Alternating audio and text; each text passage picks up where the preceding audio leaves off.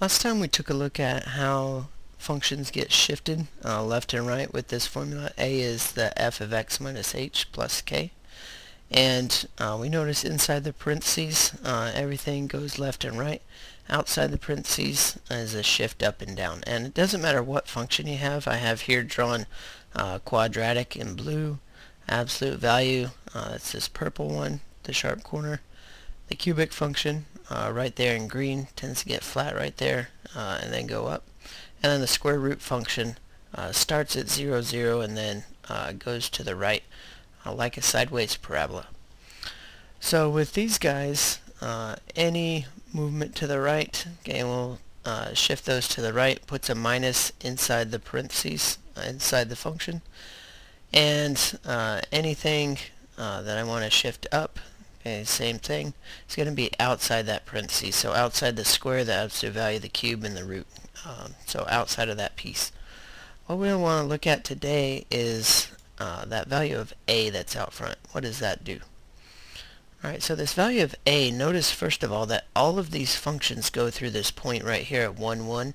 So if I go 1 unit to the right, I also go 1 unit up. For any of these except the square root, because it doesn't have a left side, if I go left, I either go 1 unit up for absolute value in quadratic, or I go 1 unit down for the cube function. So you notice this symmetry here, 1 unit to the right, 1 unit up for all 4 functions. Well, if I change that value of a, so let's go ahead and make that a 2, this is going to stretch everything vertically by 2 units. So now everything, if I go over 1 unit, now all of a sudden I'm going up 2 units to get to this point that's right here. So if we look at, say, that quadratic, I'll go ahead and hide a few of these. I start there, have vertex at 0, 0, but now I'm going to go up 2 units instead of just 1 unit when I go to the right. If I want to look at absolute value, same thing. If I go 1 unit to the right, now I'm 2 units up instead of 1 unit up. So this 2, or this a value, is just controlling how steep this guy is. If I want to try, say, a half, okay, so, or I can't get a half on here, but let's say 1/5, 0.2. This is going to be 1 unit to the right and then 0.2 units up. So this value of a just tells me how far up I need to go if I go 1 unit to the right. And then everything else you can sort of sketch off of that. Cubic function, same way. If I go 1 unit to the right, it's just going to be that 0.2 units up.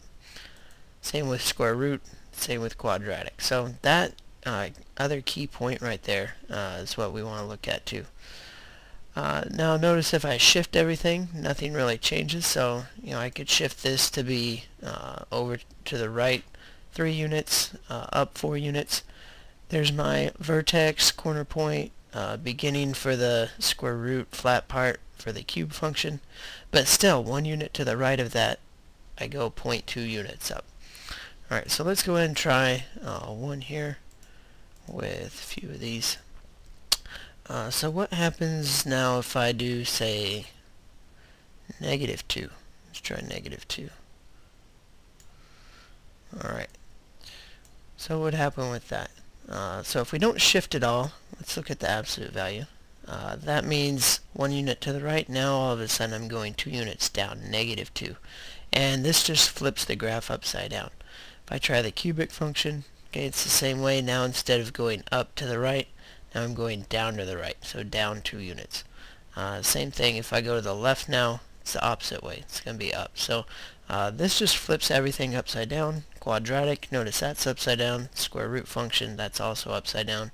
But 1 unit to the right now goes -2 from this key point that's right here. The vertex, corner, or flat piece for all of those. So that's sort of the key parts of this. So normally what happens is we'll go and do a shift. So if I want to do, say, absolute value of x minus 2 plus 3, okay, I'll go right 2 units and then up 3 units, and then that -2 that's multiplied out front, this tells me to go 1 unit right, 2 units down, draw those lines that are right there.